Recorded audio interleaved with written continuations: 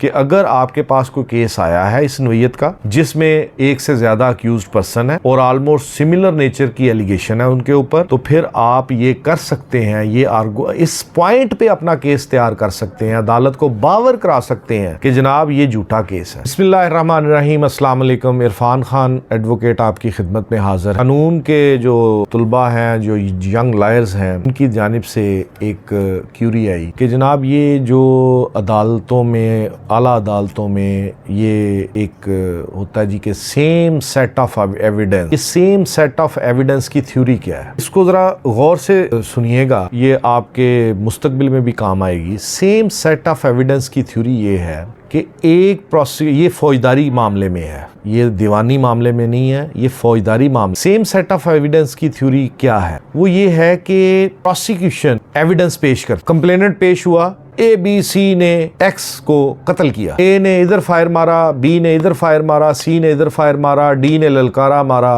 F G نے conspiracy ہیچ اپ کی، یہ سارے ایویڈنس آ جاتی in shape of P ڈبلیوز۔ P W آ جاتا ہے ایف آئی آر کا، وہ یہ ساری نریشن دیتا ہے۔ آکلر اکاؤنٹ میں آئی وٹنسز آتے ہیں، یہ سارے بیانات دے دیتے ہیں in line with the complainant. 109 کی حد تک کانسپریسی کے گواہان آ جاتے ہیں جناب، یہ سارا وہ تینوں کا ٹرائل شروع۔ After conclusion of trial a, be اور سی ایکیوزڈ میں سے بی اور سی کو کوئٹ کر دیا جاتا ہے، اے کو سنٹینس عمر قید، موت ہو، جیسا بھی کیس ہو اس کے مطابق سزا مل جاتی ہے۔ اب جب اس کی اپیل کی جاتی ہے تو ایک بہت بڑا میجر آرگومنٹ کیا جاتا ہے کہ جناب سیم سیٹ آف ایویڈنس پہ، سیم ایلیگیشن پہ بی اور سی کو بری کر دیا گیا اور اے کو کنوکٹ کر دیا گیا۔ ہاؤ اٹ از پاسبل کہ سیم سیٹ آف ایویڈنس پہ بی سی کو تو کوئٹ کر دیا گیا، اے کو کیوں سزا دی گئی؟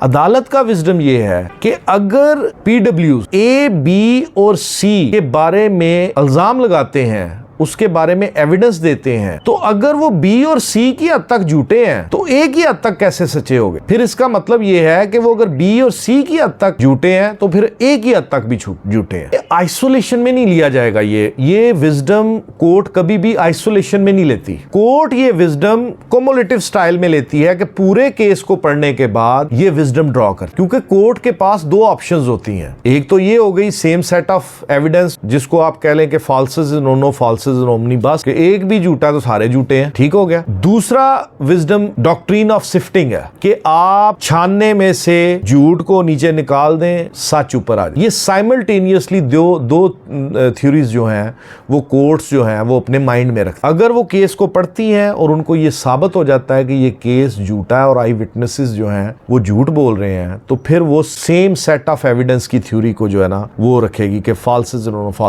بس کہ جناب اگر دو ملزمان کی حد تک کورٹ نے ڈس بلیو کیا ہے تو ایک ملزم کی حد تک کورٹ نے بلیو کیوں؟ اس میں اور زیادہ بھی معاملات آ جاتے ہیں، لیکن آپ کو سمجھانے کی حد تک صرف یہ بات کر رہا ہوں کہ اگر آپ کے پاس کوئی کیس آیا ہے اس نوعیت کا جس میں ایک سے زیادہ اکیوزڈ پرسن ہے اور آلموسٹ سملر نیچر کی ایلیگیشن ہے ان کے اوپر، تو پھر آپ یہ کر سکتے ہیں، اس پوائنٹ پہ اپنا کیس تیار کر سکتے ہیں، عدالت کو باور کرا سکتے ہیں کہ جناب یہ جھوٹا کیس ہے۔ اور جب آپ یہ ثابت کر دیں کہ جھوٹا کیس ہے تو پھر اینڈ میں کہیں کہ جناب سیم سیٹ آف ایویڈنس کی تھیوری جو ہے نا اس کے اوپر فلی ایپلیکیبل ہے، فالسز نو فالسز اومنی بس، کہ یہ اس کے اوپر ہے۔ اس کو مزید سمجھنے کے لیے آپ کو میں چند ججمنٹس ریفر کر دیتا ہوں، ان ججمنٹس کو مائنیوٹلی پڑھیے گا، پڑھنے کی عادت ڈالیے گا۔ یقین کریں کہ آئندہ آنے والی وکالت کی دنیا میں آئندہ آنے والی نسلیں جو ہیں وہ بہت ہیلپ فل ہوں گی لا کو ڈیولپ کروانے۔ جتنا وکیل پڑھا لکھا ہوگا، جتنا وکیل مدلل ہوگا، عدالتیں اتنا ہی اچھا جو لا ہے وہ ڈیولپ کریں۔ وہ ججمنٹس یہ ہے: 2023 Pakistan criminal law general notice page 13، 2021 supreme court monthly review